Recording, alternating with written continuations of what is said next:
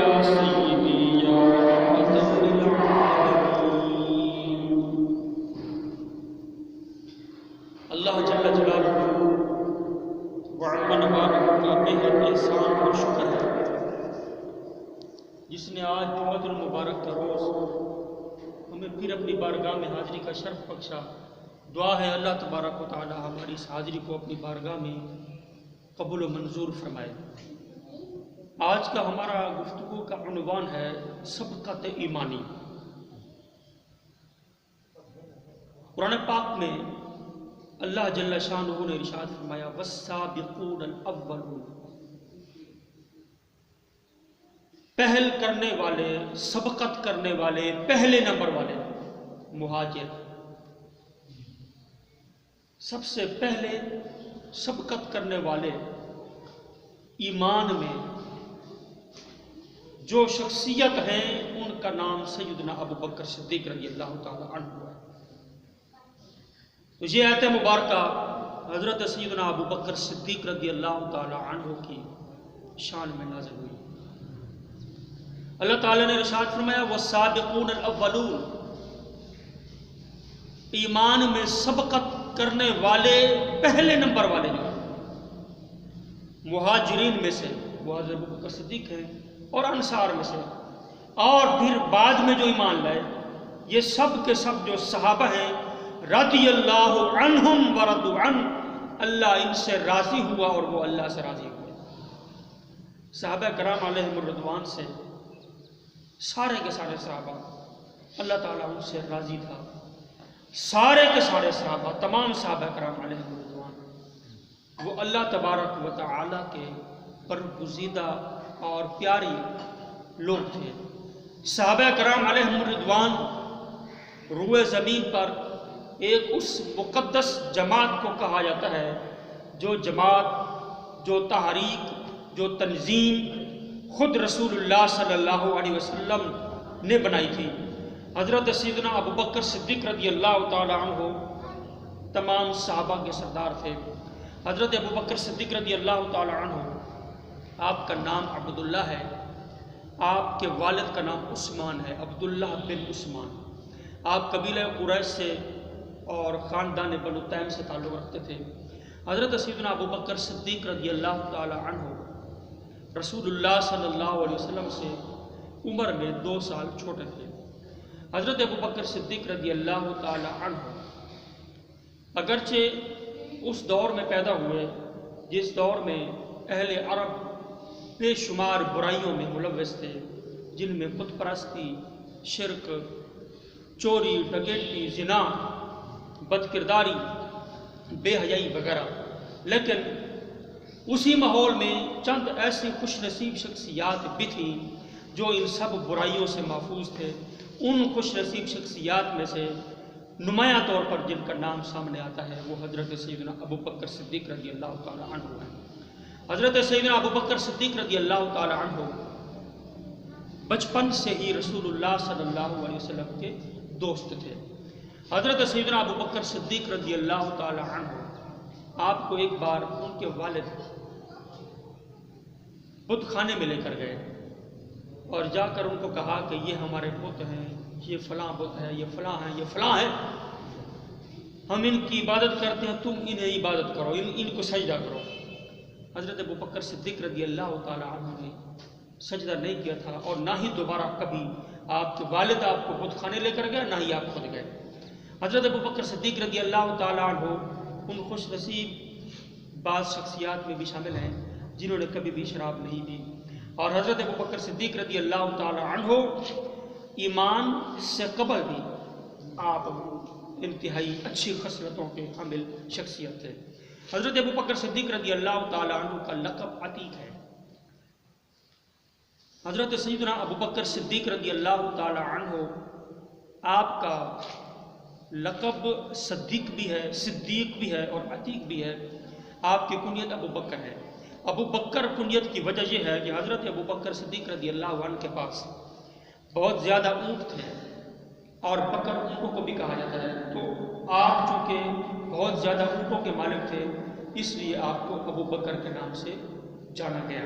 اور بکر کا ایک معنی پہل کرنا، چونکہ حضرت ابو بکر صدیق رضی اللہ تعالیٰ عنہ تمام نیک کاموں میں پہل کرتے تھے اور آپ کے برابر کوئی پہنچ نہیں سکتا تھا نیکیوں کے معاملے میں، اس لیے بھی آپ کو ابو بکر کہا جاتا ہے۔ حضرت ابو بکر کا ایک نام عتیق اور ایک آپ کا لقب صدیق مشہور ہوا۔ عتیق جو ہے، عتیق پیار سے آپ کو والدین بھی پکارا کرتے تھے، اور حضرت ابو بکر صدیق رضی اللہ تعالیٰ عنہ کے بارے میں ایک آسمانی غیبانہ آواز بھی سنائی دی گئی، جس کے اندر یہ تھا کہ یہ ابو بکر ہے جس کا آسمانوں میں نام عتیق ہے اور زمین پر ان کا نام صدیق ہے۔ حضرت سیدنا ابو بکر صدیق رضی اللہ تعالیٰ عنہ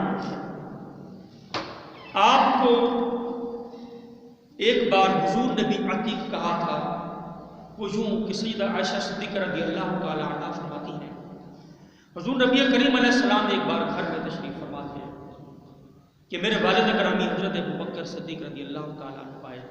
جب میرے والد گرامی آ رہے تھے تو حضور علیہ السلام نے ارشاد فرمایا کہ جس شخص کا جی چاہتا ہے کہ وہ دوزخ سے آزاد شخص کو دیکھے، فَلْيَنْظُرْ عَتِيقٌ مِّنَ النَّارِ، جس کا جی چاہتا ہے کہ وہ دوزخ سے آزاد، عتیق کا معنی آزاد ہے، دوزخ سے آزاد انسان کو دیکھنا چاہے تو وہ اس ابو بکر صدیق کو دیکھے۔ حضرت سیدنا ابو بکر صدیق رضی اللہ تعالیٰ عنہ آپ صدیق اس لیے بھی آپ کو صدیق کہا جاتا ہے، صدیق بھی آپ کو اسلام لانے سے قبل بھی کہا جاتا تھا، مگر حضرت سیدنا ابو بکر صدیق رضی اللہ تعالیٰ عنہ کو صدیق اس لیے کہا جاتا ہے کہ ایک بار رسول اللہ صلی اللہ تعالیٰ علیہ وسلم نے جب حضرت جبریل امین آپ کے پاس آیا کرتے تھے تو حضور علیہ السلام نے حضرت جبریل امین سے کہا کہ میری قوم مجھ پہ تہمت بھی لگائے گی اور مجھے جھٹلائے گی بھی سکتی۔ حضرت جبریل امین نے کہا مگر ابو بکر آپ کی تصدیق کرے گا، فَإِنَّهُ صِدِّيقٌ، کیونکہ وہ صدیق ہے۔ حضرت سیدنا ابو بکر صدیق رضی اللہ تعالیٰ عنہ صدیق تو کہا گیا تھا پہلے بھی، لیکن آپ کا نام صدیق تب مشہور ہوا جس وقت حضور نبی کریم صلی اللہ تعالیٰ علیہ وسلم نے معراج کی رات کو فرشتہ آیا، اس نے آج رات کو جگایا۔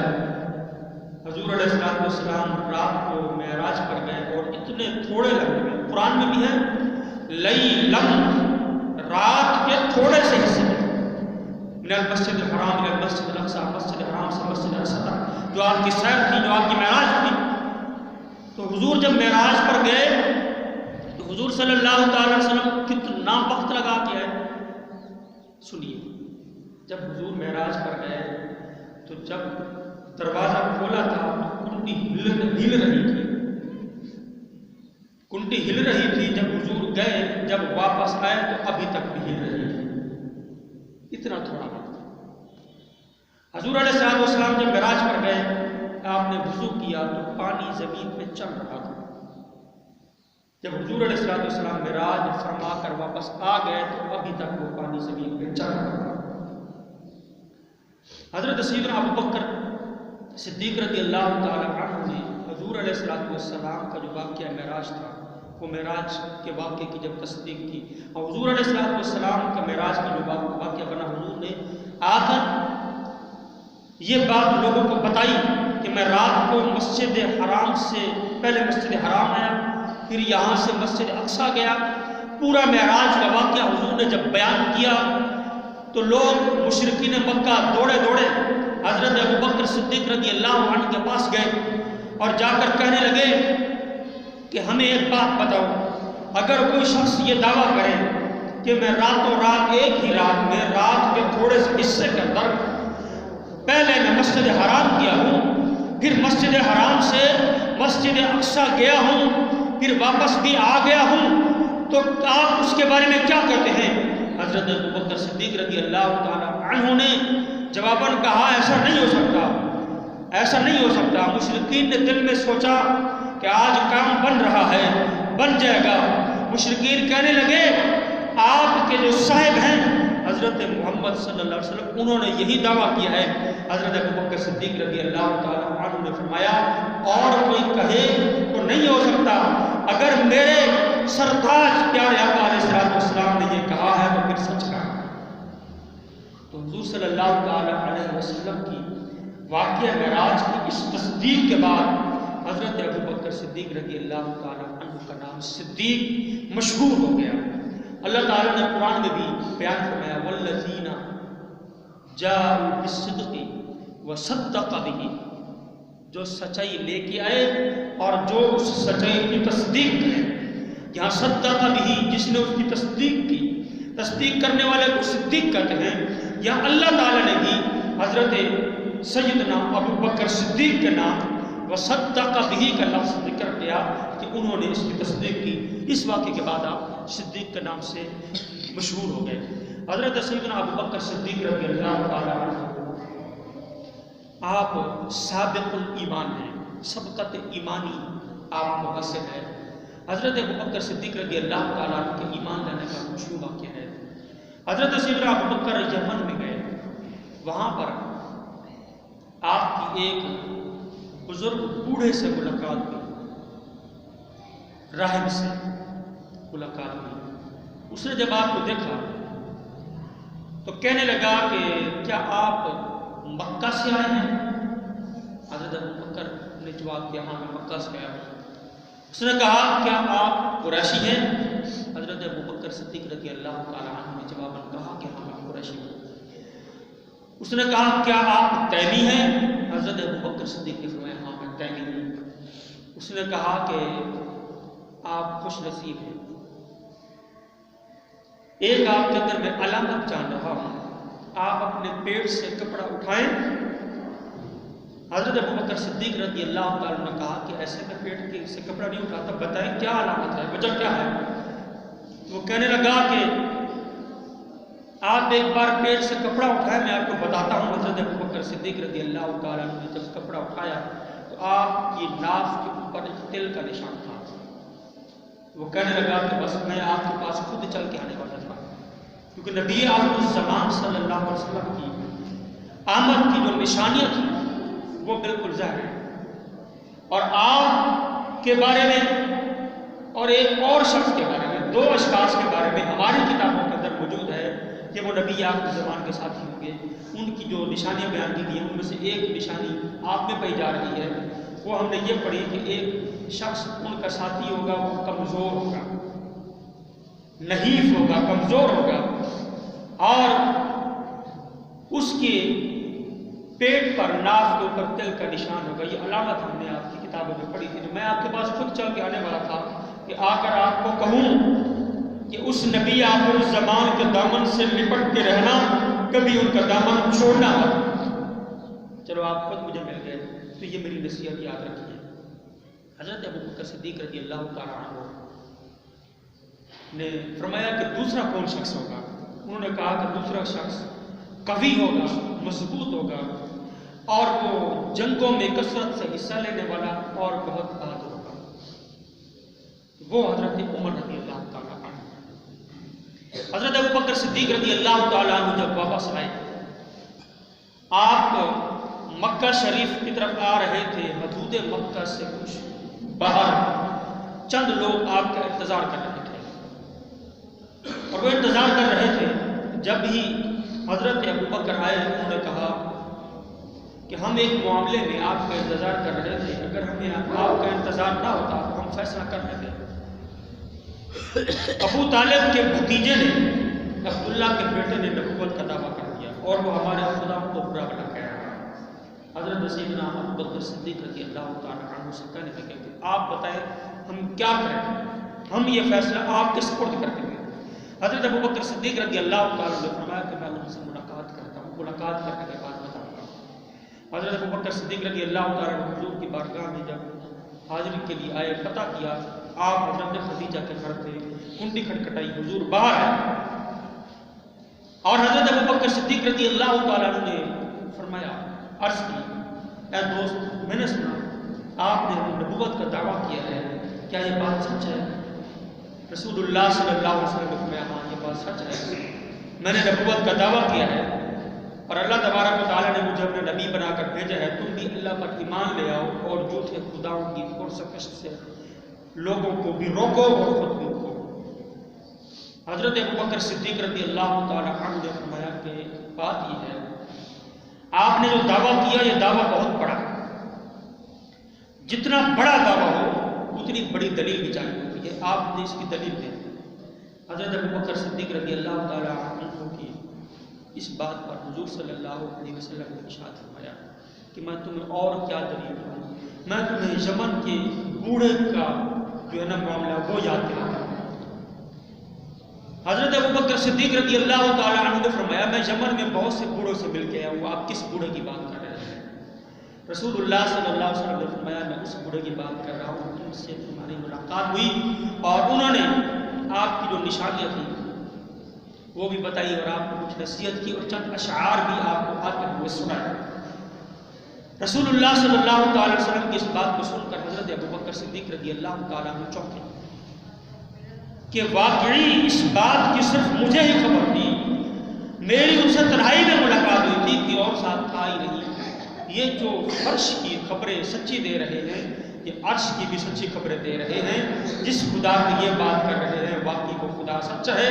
اور اس وقت کہنے لگے میں گواہی دیتا ہوں کہ اللہ کے سوا کوئی معبود نہیں، عبادت صرف اللہ کی ہے اور آپ اس اللہ کے سچے رسول ہیں۔